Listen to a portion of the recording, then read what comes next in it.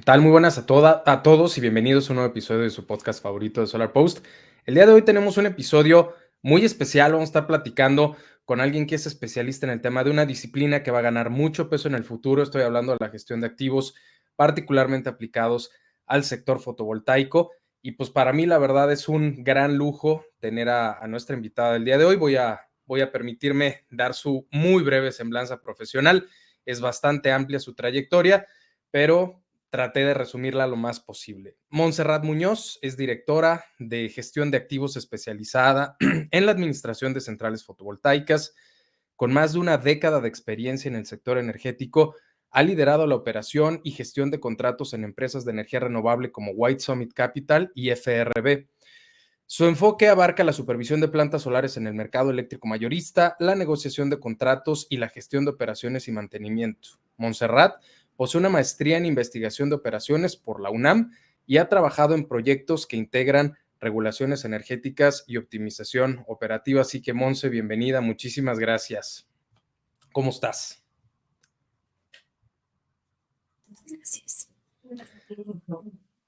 Pues muchísimas gracias, Monse. La verdad es que ya teníamos tiempo queriendo, pues, platicar contigo. La verdad es que es un perfil súper interesante. Y pues bueno, me encantaría primero preguntarte, Monse, a grandes rasgos, ¿cómo se integra esta disciplina? ¿Qué es el asset management? Primero para empezar por ahí, y si quieres vamos ligando a la plática a partir de ahí.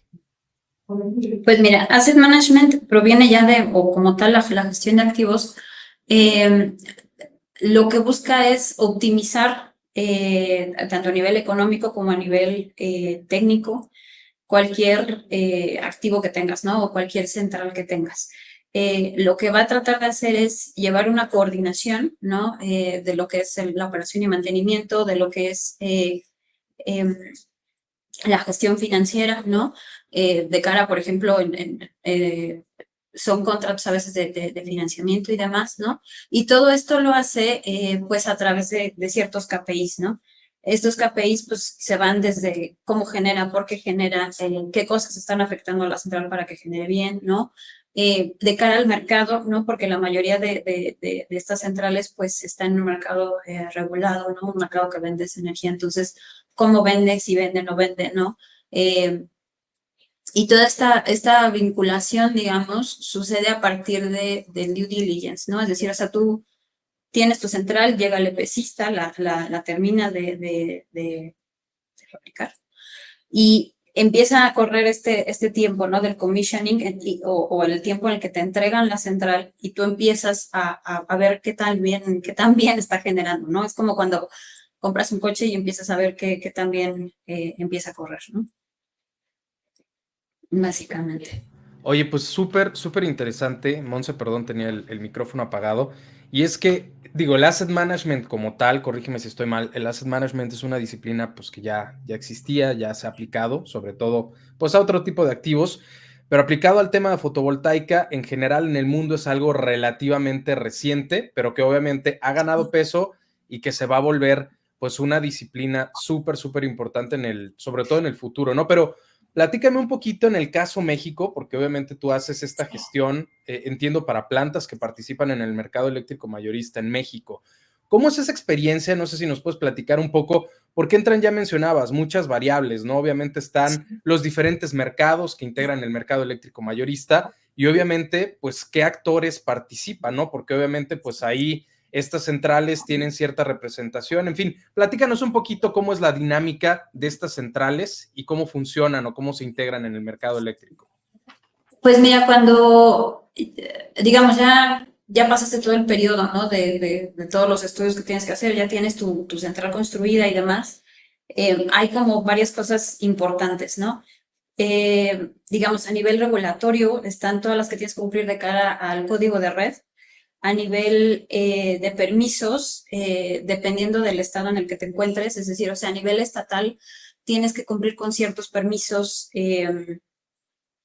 por ejemplo, de uso de suelo, los famosos impuestos por paneles, ¿no? De cara al mercado, pues tú tuviste que haber llevado como una relación muy fuerte con el SENACE, ¿no? Porque ante el SENACE vas a levantar esta central, ¿no? Entonces, sí es una coordinación muy fuerte, ¿no? Y por supuesto, estas centrales que tienes, pues son centrales que como tienen un contrato de financiamiento con un banco o con varios bancos, pues empieza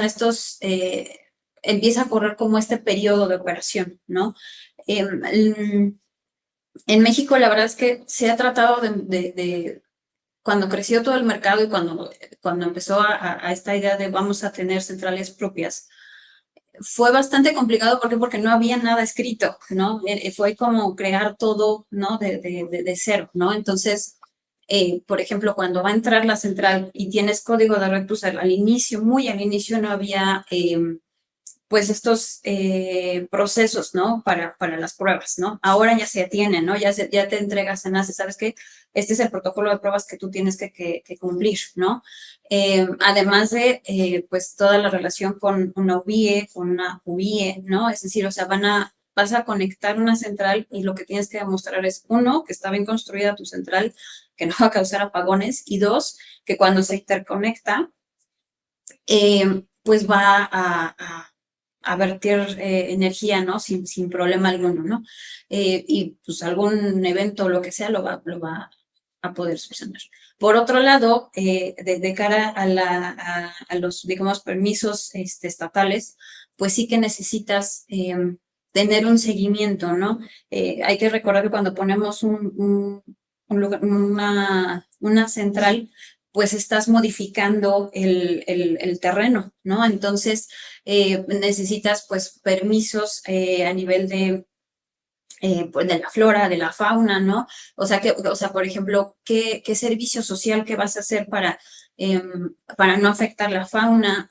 Dado que tú estás por una central y vas a afectar económicamente la zona en la que estás, necesitas también cómo vas a ayudar a la comunidad. Es decir, o sea, por ejemplo, hay lugares donde dicen, oye, pues mira, de cara a las comunidades que viven cerca, pues nos vamos a acercar a las escuelas, nos vamos a acercar al gobierno municipal y ver en qué podemos ayudar, ¿no? Y todo esto se hace de manera pública y todo esto se le da un seguimiento, ¿no? A nivel Semarnat, a nivel Profepa, a nivel, ¿no? Dependiendo de todo esto, ¿no? De la CERNER, etcétera. Y tienes el lado del SENACE, el cual, pues lo que va a empezar a ver es cómo estás generando, qué precio se le va a poner a tu energía, ¿no? Hay que recordar que como son centrales renovables, pues son tomadoras de precio, es decir, o sea, yo nunca voy a poner un precio yo en el mercado por mi energía, como un térmico, ¿no? Un térmico, vas a decir, me costó tanto generar, ¿no? Aquí no, aquí es, tomo el precio que se me dé, ¿no? Pues vaya, es bastante, es una conjunción, la verdad. Asset Management es una coordinación con varios equipos, ¿no? ¿Por qué? Porque necesitas tener ese contacto con aquellas personas que sabes que van a estar de lleno en eso, ¿no? O sea, tú vas a ver KPIs, tú vas a ver el panorama global, ¿no? ¿Por qué? Porque necesitas responder ante distintos, pues sí, como vemos, ante distintas entidades, ¿no? Pero también necesitas hacia abajo volcarte y también en ver todo esto, ¿no? O sea, tú no puedes llegar y vas a ver qué planes sociales vas a implementar, no vas a ir a la comunidad tal cual, pero sí que tienes que estar consciente de qué estás haciendo, qué fauna estás afectando, ¿no? Por otro lado, muchas veces sucede que cuando tenemos en los planes, ¿no? Siempre se dice, oye, ¿sabes qué? Mi central tiene que durar 30 años. ¿Qué voy a hacer para que realmente dure esos 30 años, ¿no? De cara a la operación y mantenimiento, ¿no? Ya de manera interna. O sea, sí son varios aspectos. La verdad es que Asset Management es muy interesante porque es muy sistémico, ¿no? Es todo lo que afectan a las centrales, ¿no? Y todo lo que en sí ellas afectan a los demás, ¿no? Absolutamente, y es esto que mencionabas, Monse, o sea, de todas las etapas, ¿no? O sea, todo lo que sucede antes de construir, obviamente, y poner en operación esta planta, y luego ya que está, obviamente, toda la interacción. Platícanos un poquito, Monse, justamente en esta interacción que tienen, usualmente funcionan, corrígeme si estoy mal, con dos tipos de estrategias, o bueno, pueden tener una mezcla de ellas. Normalmente tendrán algún PPA, por ejemplo, y probablemente parte también de esa energía se venda en el mercado eléctrico, en alguno de estos dos mercados, ¿no? Mercado de día de adelanto o mercado de, digamos, de tiempo real. pero platícanos un poquito cómo es esta gestión en general, cómo funciona y bueno, en general que es un PPA para quienes están escuchando y quien no esté tan familiarizado en términos, pues digamos, de estos grandes huertos solares o estas grandes centrales fotovoltaicas. Bueno, sí, pues PPA viene bueno, son siglas en inglés del Power Purchase Agreement y la idea es, pues yo voy a vender energía, ¿no? Como tal, pues no es como cualquier producto final, ¿no? Es decir, o sea, no llego y literal te entrego la energía, sino esa energía se va a inyectar en el mercado, se tiene que medir, ¿no? Aquí en México, pues tenemos a CFE, que finalmente es CFE Transmisión, que está monitoreando efectivamente lo que ingresa, ¿no? Y en este PPA, lo que uno hace es, con una contraparte, decirle, oye, yo te voy a vender una cantidad de energía. Y esa cantidad de energía se va a registrar, ¿no? A través de estos medidores, ¿no? Que va a tener la central. Y lo vamos a hacer a un precio X, ¿no? En mi caso, a mí me ha tocado tener la gestión de las centrales que ganaron las subastas de largo plazo, ¿no? Las que hizo Senace, ¿no? Y la verdad es que la idea de estas subastas era promover el crecimiento de centrales renovables en México, ¿no? De tener energía renovable. Entonces, pues la verdad la gestión es como muy particular en el sentido en que la forma en que se tienen que, o sea, es decir, cada una de las centrales tendrá el precio que había pactado en la subasta, ¿no? Porque fue una subasta como cualquiera, es decir, se necesita energía, cada quien va y pone el precio que le convenga, ¿no? Y a su vez estas centrales, la mayoría tienen contratos de financiamiento, ¿no? Que verifican efectivamente este PPA. Y son contratos a largo plazo, muy, muy largo plazo, o sea, bueno, se venden 3 productos: energía, potencia y certificados de energía limpia. Los certificados se venden por 20 años, la energía por 15, ¿no? Y vaya, o sea, duran lo que, pues sí, es ese tiempo, ¿no? La verdad es que hay una relación tripartita entre CFE, suministro básico, SENACE y la central, ¿no? Eh, para esto, pues evidentemente sí que necesitas a quién o si uno lo tiene, quién te gestiona el escritorio. Es decir, tú diariamente vas a estar poniendo ofertas de energía en el día en adelanto, es decir, o sea, yo pronostico cuánto voy a generar. Y ya después, cuando viene el mercado a tiempo real, lo que sucede va a decir, oye, pues me dijiste que ibas a generar 120 y generaste 130, entonces, pues yo en el mercado a tiempo real te voy a pagar esos 10 extra. Oye, ¿sabes qué? Es que dijiste que ibas a generar 120, pero al final le hiciste 110, entonces tú devuélveme, ¿no? En el mercado de tiempo real eso que no generaste en el MDA. Entonces, o en el mercado de en adelante. La verdad es que es bien curioso cómo funciona el mercado aquí en México y estos desvíos que se mueven en tiempo real, ¿no? La verdad es que la idea de estas centrales es que pues finalmente, además de promover en México el uso de energías renovables, pues es el tener los certificados de energías limpias, ¿no?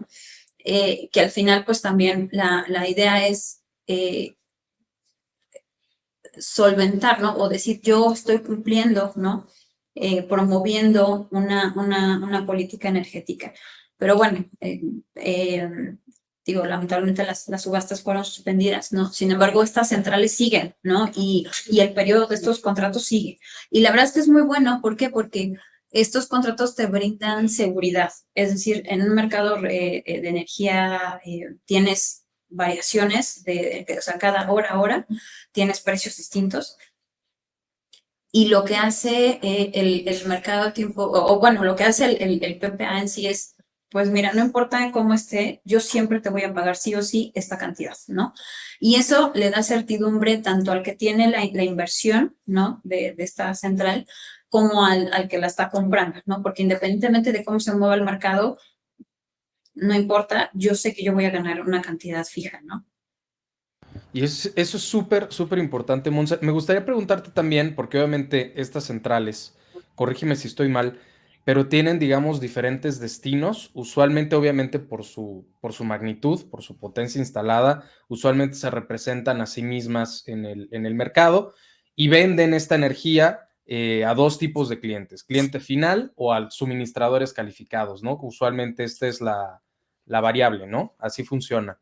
Eh, bueno, aquí en México no puedo yo vender directamente, yo como generador no puedo vender a un usuario final. Necesito forzosamente un suministrador calificado. Pero lo que sí sucede es que, como bien dices, muchas veces el generador se acerca al usuario final y le dice, oye, ¿te interesaría? No sé qué. O sea, un poco para promover, y eso es lo que está sucediendo muchas veces ahorita aquí en México.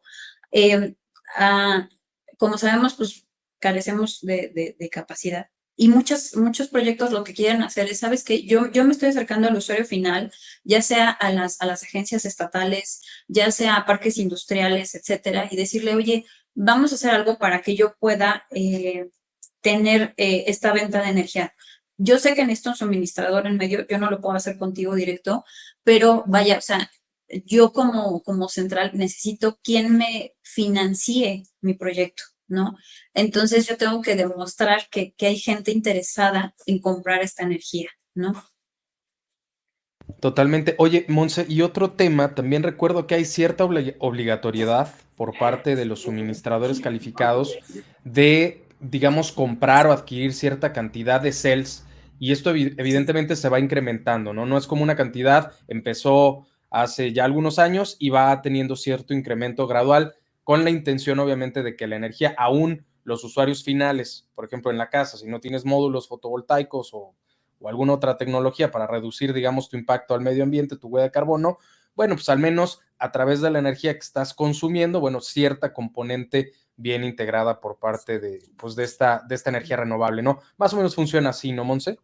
Sí, digo, en su momento cuando se creó la política, la estrategia, ¿no? Para promover el uso de energías limpias y más, la idea era crear un requerimiento de energía, es decir, o sea, si yo al final digo, mira, de toda la energía, un porcentaje de toda mi energía agregada, mi demanda agregada en el país, debe provenir de de energías limpias. Lo que se hizo fue definir qué era una energía limpia, ¿no? Energía limpia, pues, son las hidros, las centrales renovables, las centrales que vienen, por ejemplo, bueno, las que tienen cogeneración eficiente, la parte del vapor, ¿no? Y cuando se definió, estas son centrales que están generando energías limpias, eh, como que las iban llamando, ¿no? Es decir, o sea, estaban aplicando esta oferta y demanda, es decir, si yo gobierno digo que yo requiero que todos los usuarios finales consuman cierta cantidad de energías limpias, pues voy a atraer a los inversores de centrales de energías limpias pues sí, para construir y promoverlo, ¿no? Digo, la verdad es que ese porcentaje hubo un momento en que no varió, ¿no? Empezó así muy fuerte, como dices, o sea, o sea, creo que antes era el veintitantos por ciento, 24%, luego fue 22% y así fue un poquito bajando, porque iba bajando, porque la idea es que cada vez iba a haber más centrales que generaran energía limpia, ¿no? Y por ejemplo, ahorita está en 13,9%, ¿no? Entonces, el suministrador sabe que sí o sí todas sus cargas al menos tienen que cubrir esa cantidad, ¿no? Y justo la idea es eso, o sea, si cada vez tengo más usuarios que quieren pasarse al mercado eléctrico y estos a su vez buscan un suministrador y el suministrador busca cells o certificados de energías limpias, pues la idea es, pues vamos a construir más centrales, ¿no? Totalmente, totalmente. Monse, también me gustaría preguntarte justamente de otro tema importante. Mencionabas sobre el tema de las subastas, ¿no? Y obviamente con todo este despliegue que hubo a raíz de lo que fue la reforma energética y demás. ¿Cómo ves tú el panorama? Digo, sin entrar directamente a un contexto político, si quieres, pero ¿cómo ves tú el panorama desde el punto de vista de asset management, de lo que se puede venir para México? Obviamente pues, con este cambio, digamos, pues, de administración, ¿cómo vislumbras el futuro en cuanto a los grandes huertos solares, las grandes centrales renovables en México? Pues mira, yo creo que hay mucha oportunidad, sí, porque en México la verdad es que el recurso, tanto, bueno, en particular fotovoltaico, pero también eólico, es bastante alto. O sea, México es un país que que por sí mismo sí tiene la capacidad para poder generar. Por otro lado, sí que hay una necesidad de energía, ¿no? No solamente por los acuerdos de París, no solamente por todo esto, sino, o sea, necesitas una matriz energética que no solo dependa del gas natural, ¿no? O sea, en México el 60% de la generación proviene de ciclos combinados, ¿no? Y todo eso viene de gas, ¿no? O sea, sí necesitas un mix un tanto más balanceado, ¿no? Y bueno, pues de cara a todo esto, creo que las renovables es una buena opción. Creo yo que, bueno, al menos lo que ha comentado, e incluso lo que dijo o lo que presentaron, ¿no? Por la mañana, respecto a lo que quieren hacer los cambios de reforma energética, pues sí que dicen necesitamos energías renovables, ¿no? Sí que se va a necesitar centrales de este estilo, más, o sea, esto tiene que ir como en conjunto con transmisión, ¿no? No podamos hacer esto si no tenemos redes de transmisión, pero vaya, yo esperaría que sí, ¿no? Que sí se abriera. Tal vez la oportunidad que muchos están viendo ahorita es de generación distribuida, ¿no? Tal vez ya no, sería triste, ¿no? Y no tendríamos estas grandes centrales, pero sí que creo que hay una oportunidad fuerte para la generación distribuida, ¿no? Y ahí también necesitas hacer management, o sea, en menor escala, con otras necesidades, ¿no? Tal vez un poquito más puntuales, pero sí que lo necesitas, ¿no? O sea, vas a necesitar una gestión distribuida que también tienes, es otro mundo, ¿no? Que necesitas ahí o bueno, que le llaman acá generación exenta, y la idea es decir, oye, pues necesitamos quien me lleve estas pequeñas centrales, ¿no? Estas centrales de menores a 0.5 megas, etcétera, ¿no? O sea, Totalmente, digo, ahí hay mucha tela que cortar, si quieres ahorita brincamos a eso, pero platicabas justamente de este mix energético, pero también platicabas hace ratito de cómo es el despacho también de estas centrales, ¿no? De cómo cazar o cruzar o hacer el match entre la curva de demanda y la curva de generación. Y me gustaría preguntarte particularmente porque a final de cuentas caemos al tema de que sí necesitamos, lo que mencionabas ahorita, más generación y también necesitamos más capacidad en las redes y también eso nos lleva al problema particularmente que tenemos, cómo integramos más renovables en el sistema eléctrico que tenemos en México.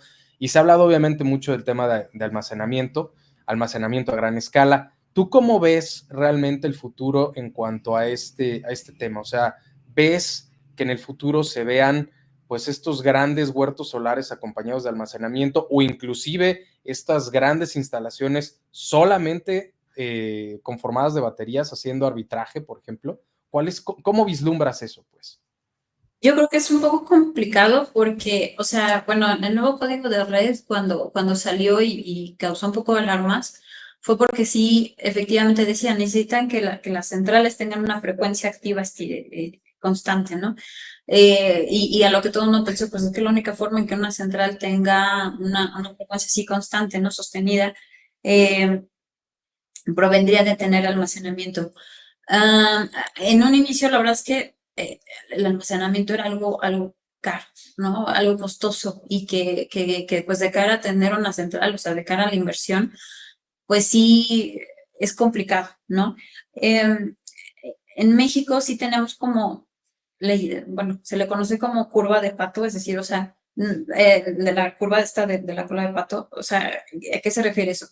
Que tú sabes que cuando en un día normal, ¿no? De 24 horas, tú tienes los precios como van subiendo y en el momento en que entran las centrales, la fotovoltaica, pues se ve que el precio es esto. ¿Por qué? Porque tienes más energía y la tienes barata, ¿no? Entonces empieza a bajar el precio. Eh, y la ventaja de tener este diferencial, ¿no? De precios altos y bajos, pues daba la posibilidad de que quizás el almacenamiento no era tan mala opción. La verdad es que a nivel Latinoamérica está muy fuerte el tema del almacenamiento, es decir, o sea, por ejemplo, Chile, eh, creo que Panamá, incluso República Dominicana, Panamá, o sea, son países que ya traen el tema muy fuerte, que están haciendo ya licitaciones, que están haciendo no solo a nivel ya regulatorio, ¿no? Sino también normativo, ¿cómo lo vamos a meter? ¿Qué vamos a hacer? ¿Qué va a pasar, no?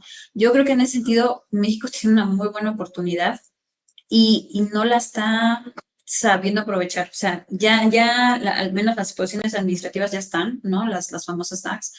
Todavía no están publicadas en el diario oficial, pero creo que ya están dando una idea, ¿no? De lo que podría hacerse, ¿no?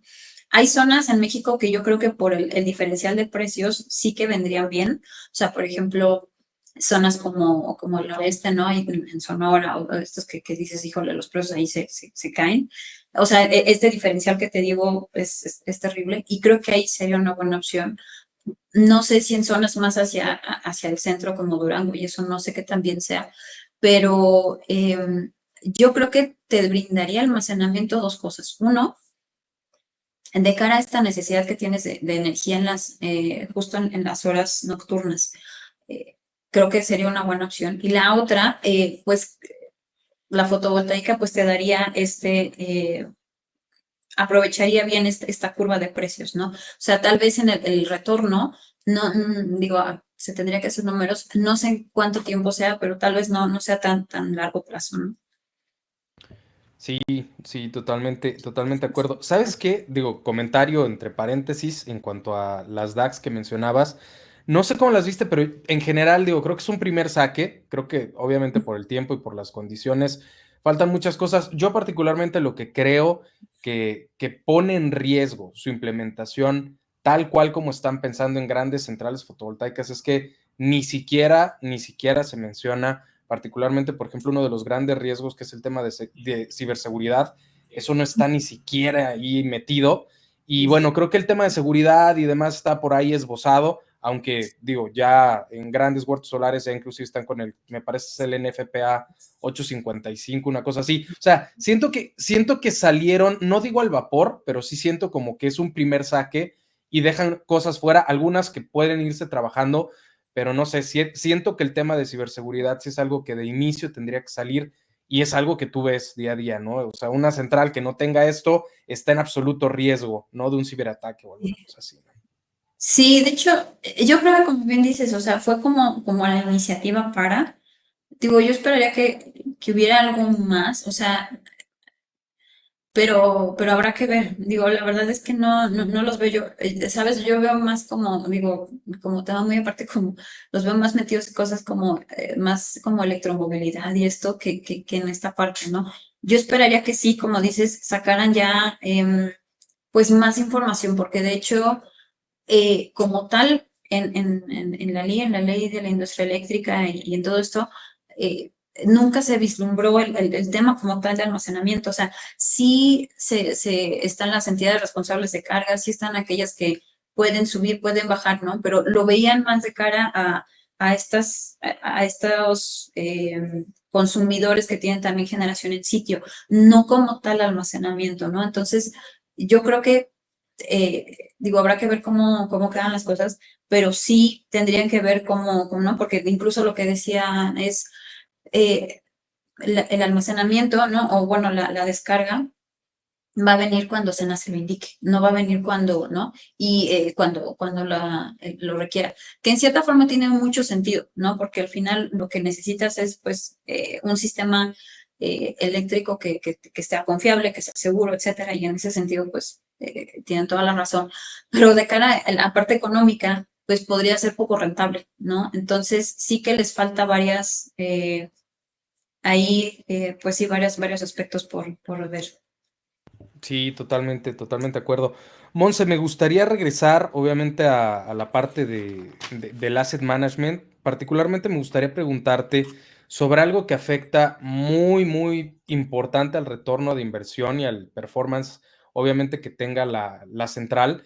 Y es que tiene que ver con dos cosas. Primero, preguntarte, una, cómo de alguna manera tú, ahorita, o estas centrales que manejas, cómo están de alguna manera comparando o previendo o simulando primero la energía que esperan producir durante el año y luego evidentemente pues toda la carga o todo el sistema SCADA con todas las mediciones y demás que tienen. Entonces, platícanos un poco cómo es esa gestión del monitoreo y cómo es que salen estos datos con los que tú puedes realmente comparar pues si está dando o no lo que se espera en función de las condiciones que tienes, pues climáticas y demás en ese momento.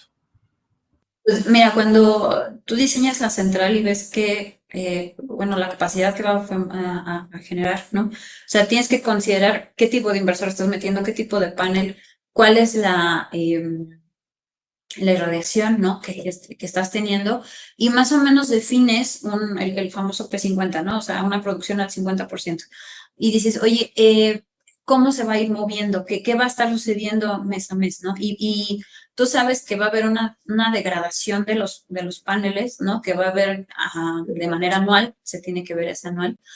eh, que va a estar afectando, ¿no? O sea, entonces, por un lado, o sea, por el lado financiero, cuando se entrega el plan, se dice, mira, yo sé que la central va a generar con esta, digamos, con esta curva, ¿no? A lo largo del año. Y que esta curva va a estar afectada por esta degradación. Y a su vez, bueno, pues por todas las condiciones, temperatura, irradiación, etcétera, ¿no? Incluso depende de la zona en la que estés, pues incluso hasta la salinidad, ¿no? O si estás en una zona muy desértica, las pérdidas por el soiling, ¿no? Eh, y lo que tú tienes que ir haciendo es, por ejemplo, cada 2, 3 años tienes que estar haciendo ciertos estudios, ¿no? Para demostrar. O sea, hay una cosa que, como tú bien mencionas, que en el escala puedes ver, que es el set point, es decir, lo máximo que yo sé que voy a poder generar. De ahí depende mucho de mi disponibilidad, porque si hay algún equipo fuera de mantenimiento o de pronto hubo algo que interviniera y que ya no me dejara generar como yo esperaba, es darle este seguimiento, ¿no?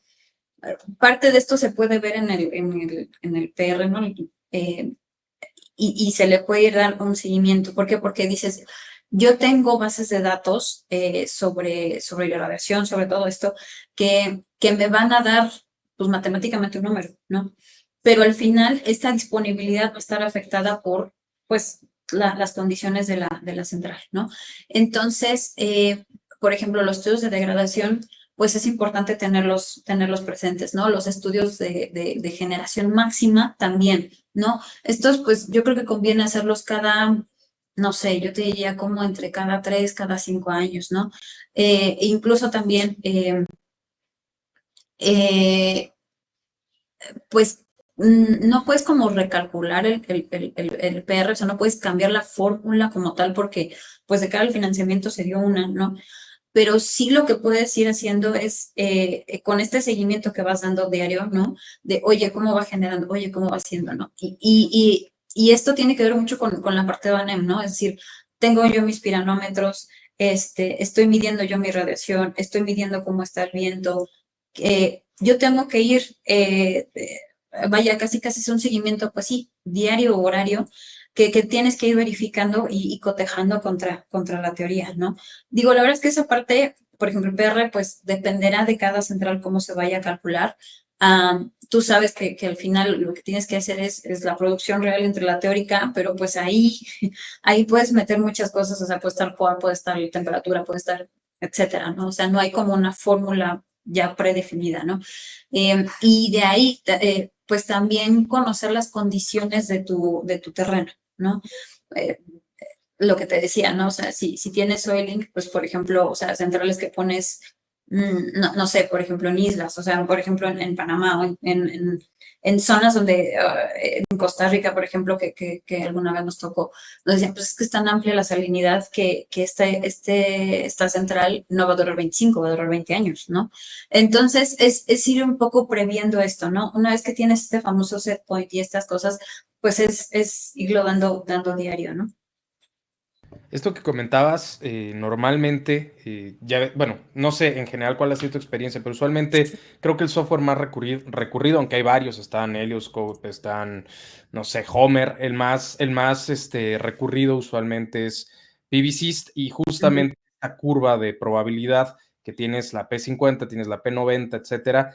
Y justamente parte de esto que mencionabas, creo que tiene o impacta muchísimo en el tema del retorno de inversión y es ¿qué tan complicado es en México, por ejemplo, poder simular este tema como de reducción de potencia obligada por congestión, o sea, el curtailment o por condiciones de mercado donde pues no te conviene exportar energía pues porque estás en negativos, por ejemplo. O sea, ¿cómo simulas en México eso y qué tanto impacta eso en las centrales? ¿Cuál ha sido tu experiencia en tema del curtailment en este caso?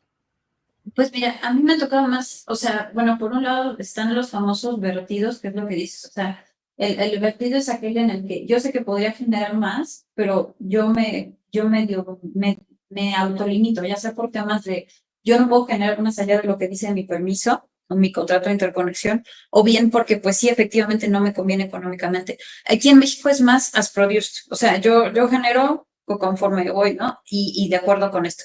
El curtailment, quien me lo llega a dar muchas veces es Cenace. O sea, yo diariamente mando mi oferta, con mi oferta se sube al REIT, que son el REIT es el lector de las instrucciones de despacho, ¿no? Entonces, ahí yo como soy una central renovable, no puedo tan fácilmente decir, a esta hora no genero. O sea, a menos que suceda algo en mi central, yo no puedo llegar y decirle a Cenace, ¿sabes qué? Yo me bajo, ¿no? Parte porque eres renovable, parte porque Cenace es quien al final limita, ¿no? Quien al final dice, yo consideré el pronóstico que tú me mandaste y yo sé que tú vas a generar esto o puedes generar esto y no, o sea, no puedo como no contar contigo así tan fácilmente, no es tan libremente que uno lo haga. El voltaje muchas veces más bien viene de que Cenace dice, no generas. ¿Por qué? Porque últimamente lo que sucede es, en caso de lo que me dices en cuestiones de modelación, por ejemplo, es más como contra el histórico, ¿no? O sea, sabemos que hay días en que la demanda baja mucho y esos son los que decimos, aquí seguramente Senasa me va a limitar, ¿no? Yo no, a menos que yo diga, ¿sabes qué? Esta vez se va en ceros, será un poco complicado porque sí tendría que explicarle yo a Senase por qué no voy a generar, ¿no? O por qué voy a hacer algo que no debería, ¿no? O sea, yo obligadamente estoy que en la oferta que le estoy mandando a Senase, pues tenga mi curva, mi perfil de generación, que él ya lo conoce. De hecho, aquí en México, por ejemplo, se tiene que mandar un pronóstico de irradiación y un pronóstico a 10 días, ¿no? Y este pronóstico a 10 días, pues tiene que ir relacionado con este pronóstico de irradiación. Y lo que va a hacer Sanas es, oye, pues quiero ir previendo cómo vas a ir generando tú, ¿no? Lo que también se sabe es que una fotovoltaica, pues no es como una térmica que de repente tienes algún tipo de mantenimiento y bajas, ¿no? Normalmente los mantenimientos o son en la noche o son en una sola parte, ¿no? Y dices, bueno, pues me voy a bajar cierto porcentaje, pero vaya, como que no puedes tan arbitrariamente decir, mira, en esta hora mejor me bajo y luego regreso, ¿no? Sobre todo, ¿por qué? Porque el mercado de tiempo real, pues tú lo conoces 4 días después, ¿no? El precio final.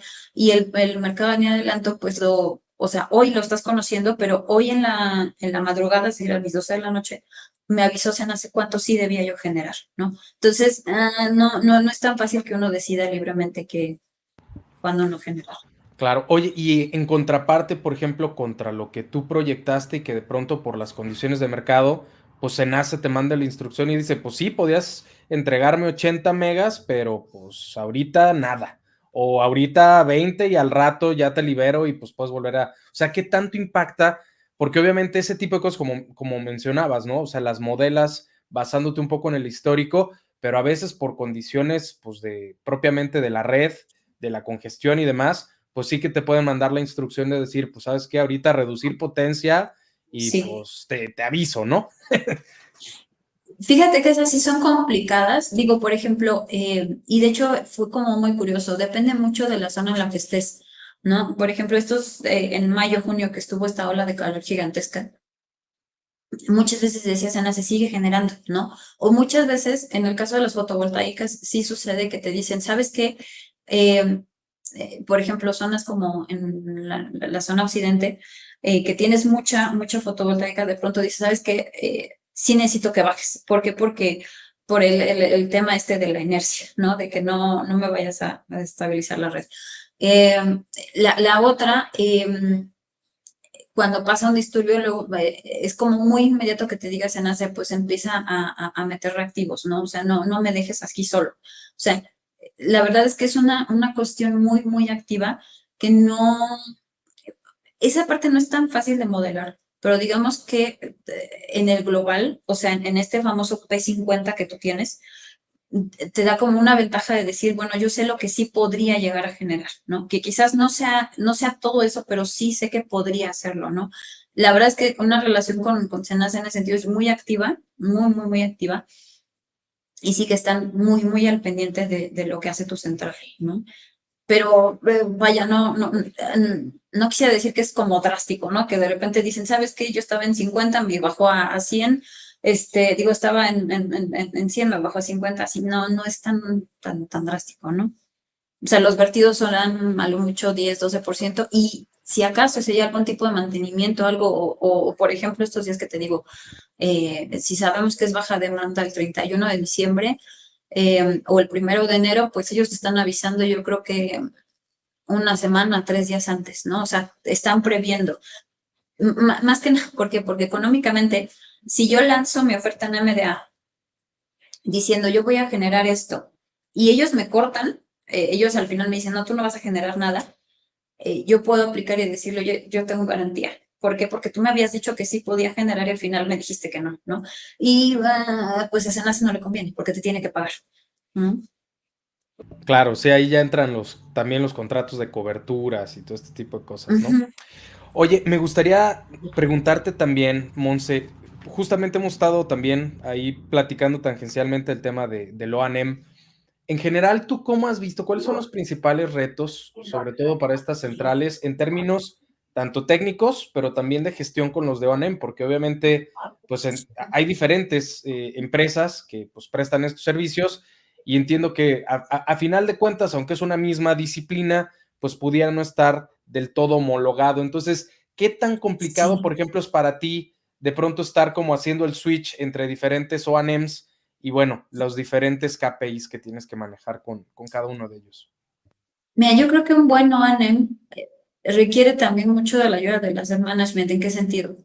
En el sentido en que necesitas tú el famoso spare parts, ¿no? O sea, tú necesitas un inventario y hay por ejemplo, eh, componentes, especialmente de las subestaciones, que se tardan, o sea, como son cosas que tienen que llegar por barco y por aduana, etcétera, se te llegan a tardar hasta un año.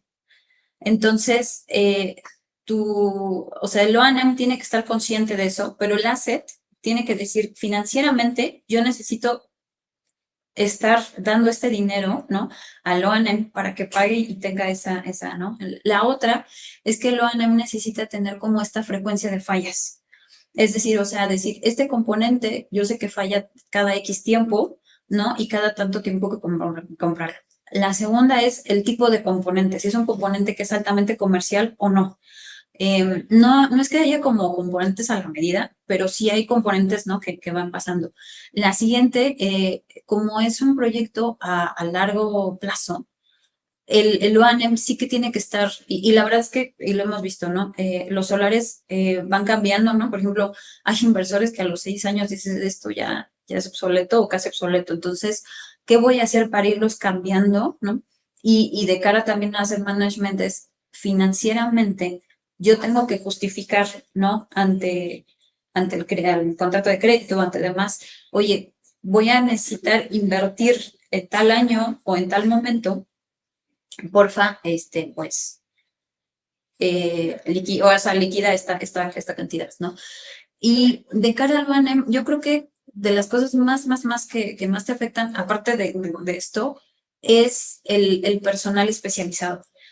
Eh, Muchas veces hay O&Ms que son muy caros, pero porque tienen el personal especializado, ¿no? O sea, no tienes que estar contratando o subcontratando a aquel que sabes que te lo puede hacer, ¿no?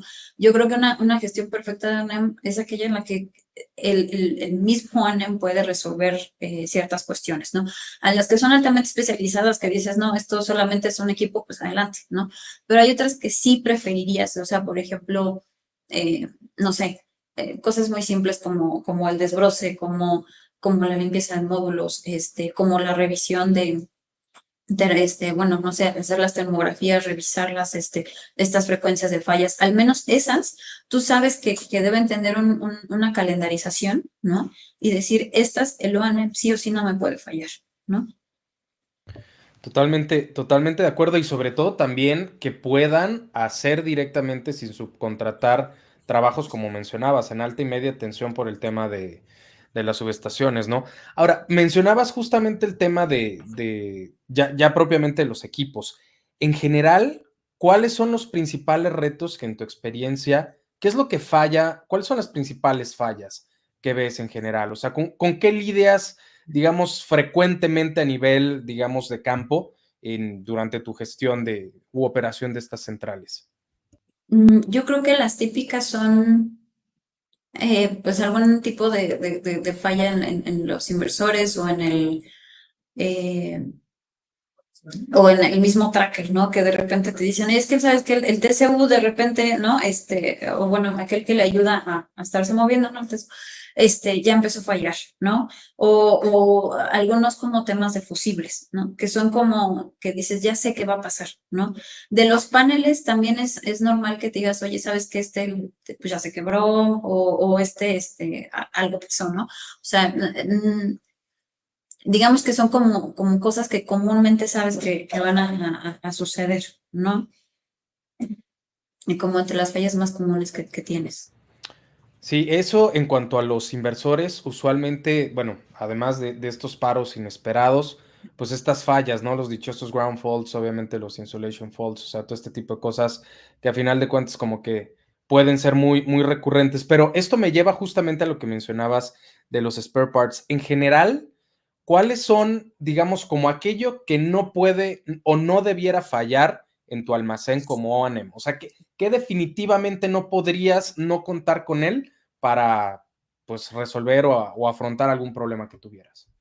Yo creo que bueno, depende del tipo de inversor que tú tengas, no están estos pequeñitos y los grandes, pero dentro de estos están como los pequeños fusibles que luego suelen traer, o luego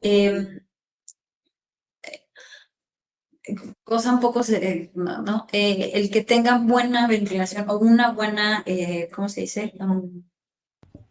Un buen aislamiento, ¿no? Esas cuestiones, dependiendo del tipo de inversor que estés manejando, ¿no?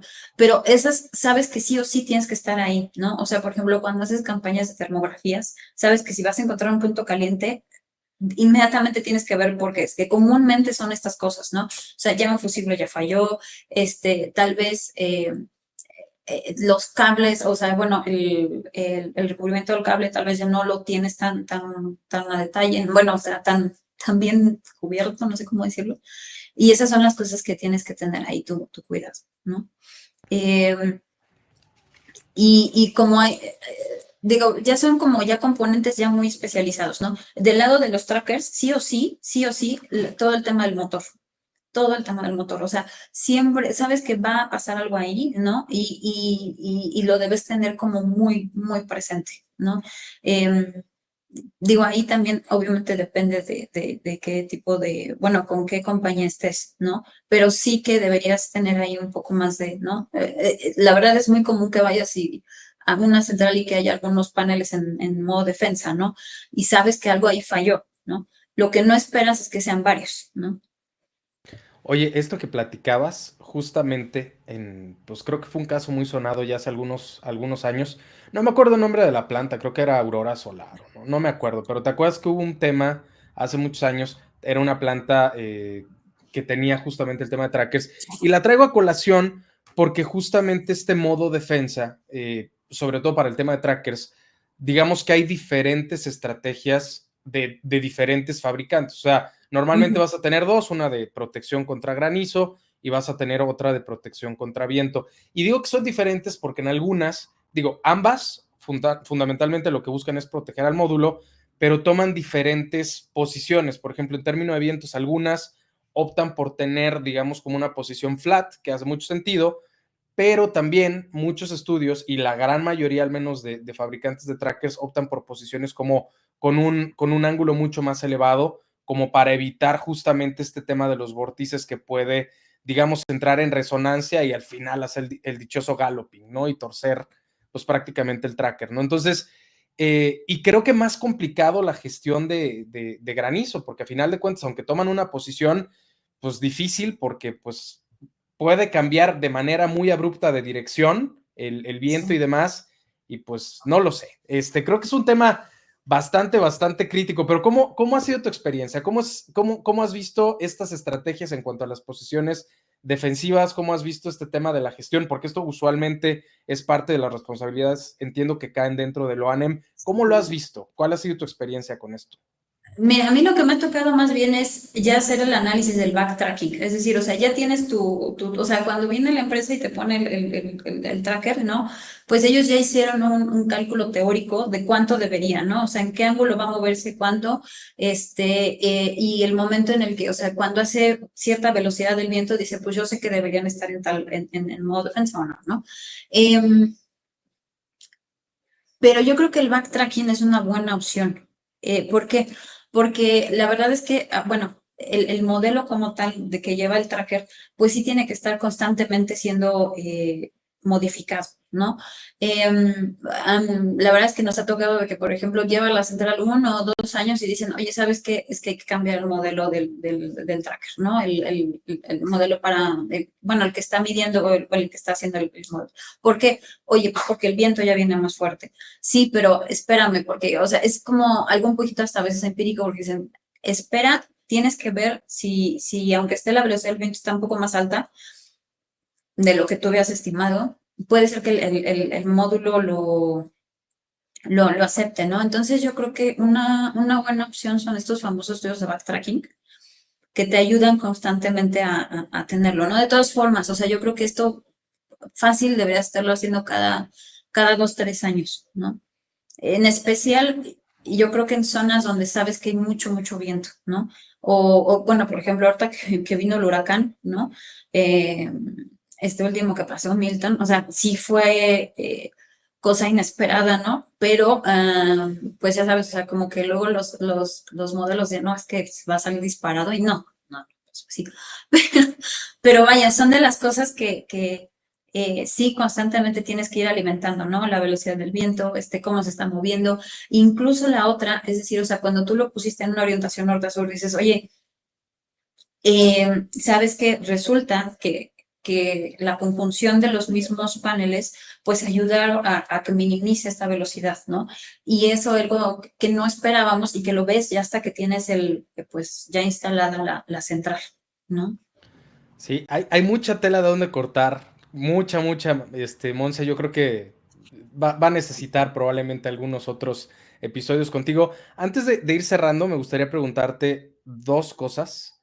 Una, particularmente, ¿cómo vislumbras tú? Porque platicamos justamente de que estas centrales, la expectativa que tienen, pues es durar estos 20 o 25 años, pero dentro de esos 20 o 25 años, justamente este cambio tecnológico y este final de vida útil, sobre todo, por ejemplo, de inversores y módulos, va a disparar otra disciplina, bueno, dos particularmente. Una relacionada con el tema del revamping, que es justamente, pues ya no, muy difícilmente voy a encontrar módulos con las mismas características y probablemente inversores con las mismas características, lo cual va a involucrar probablemente un proceso de reingeniería y pues jugar con lo que tienes ahí, que eso va a ser una disciplina relacionada con lo que ya se hace, pero hasta cierto punto también nueva o naciente conforme vayan ganando madurez estas plantas. Y por otro lado, el tema realmente relacionado con economía circular, con la parte de impacto al medio ambiente, y es el reciclaje, la disposición obviamente adecuada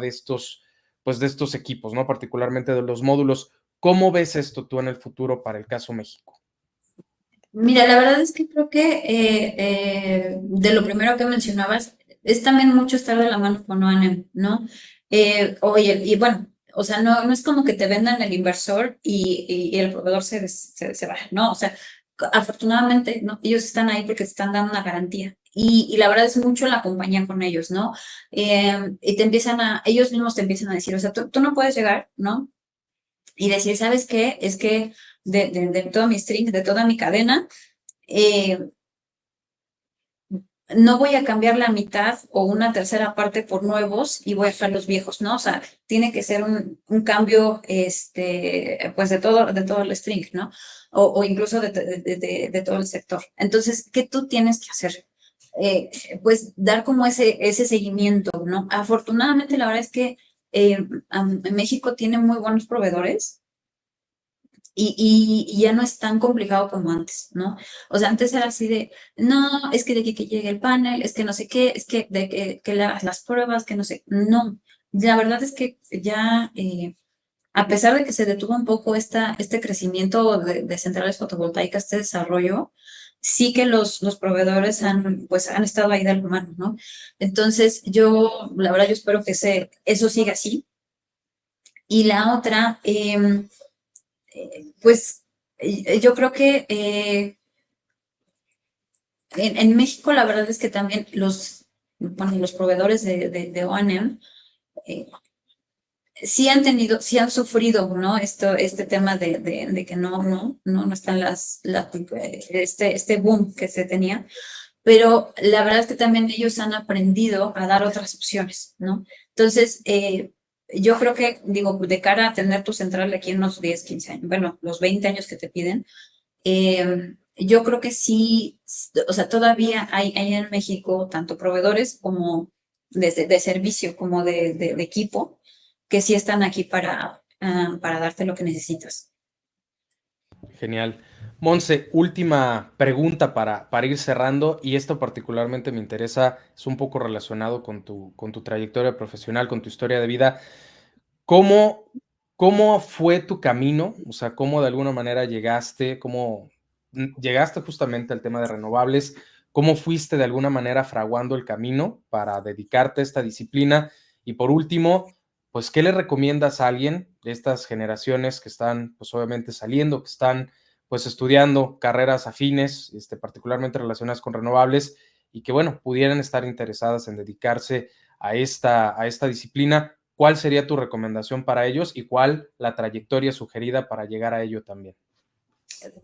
Fíjate que yo creo que mucho de lo que ayuda, o por ejemplo lo que hemos notado nosotros que estamos en los estados, es que aquellos que están estudiando justo en los estados, sí llegan y te dicen, oye, yo quiero entrar pues sí, como ayudante general, o yo quiero entrar a entender un poco, y bueno, a mí se me tocó que hay empresas que te dicen, van, o sea, ven y entra y métete las tripas de la central, o sea, porque lo que llegas a ver en la carrera sí dista mucho del día a día, ¿no?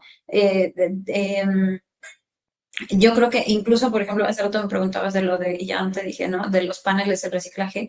Incluso ha llegado a universidades que dicen, oye, quiero hacer un proyecto súper acá no solo de reciclaje, sino como de reutilizar materiales, me da los paneles, los módulos, y hay empresas, bueno, en nuestro caso dijimos, sí, ¿no? O sea, es un poco como acercarte a esto, ¿no? Eh, la verdad es que, digo, yo per se no estudié ingeniería, estudié ingeniería, pero no nada renovables, ¿no? O sea, yo empecé con temas de térmicos. Yo creo que la idea es un poco de, va, me aviento, pero no así como vine a aprender, ¿no? O sea, sí necesitas tú estudiar, sí necesitas tú formarte, necesitas tomar un curso, necesitas echar números, ¿no? O sea, oye, si ya tienes acceso a la escala, métete y velo y qué estás encontrando y qué estás leyendo y por qué se lee así, ¿no? Yo creo que afortunadamente ahorita hay ya muchos cursos, por ejemplo, el PVC este es el más común que encuentres cursos. Eh, Hay otros softwares que ya son mucho más especializados, que ya no te permiten el libre uso, pero sí que hay buenas oportunidades, ¿no? Eh, yo creo que la verdad en México es un reto fuerte meterse en eso, pero sí hay opciones, ¿no? Hay muchas centrales en los estados que te digo que sí dicen, venga, o sea, haz tu servicio, vente, pero sí quédate. Sí, o sea, tienes que estar ahí, ¿no? Totalmente. Pues bueno, Monse, te agradezco muchísimo. Creo que es una plática bastante nutrida. Te agradezco mucho por compartir tu experiencia con nosotros y pues con la audiencia de The Solar Post. Y bueno, abierta la invitación para hacer la parte 2. Hay mucha tela de donde cortar, Monse, pero Sí. agradecerte muchísimo por tu tiempo. Y pues bueno, ¿algún comentario final antes de cerrar el episodio de hoy, Monse? Pues nada, la verdad, muchas gracias. Digo, la verdad es que el sector energético es muy, muy, muy, muy amplio, ¿no? Tiene muchas aristas y yo creo que es algo donde se puede aprender bastante, ¿no? Y pues la verdad, muchas gracias por la oportunidad. No, pues muchísimas gracias a ti, Monse, y muchísimas gracias a todos ustedes que están viendo este episodio. Por favor, compártanlo, difúndanlos para ustedes.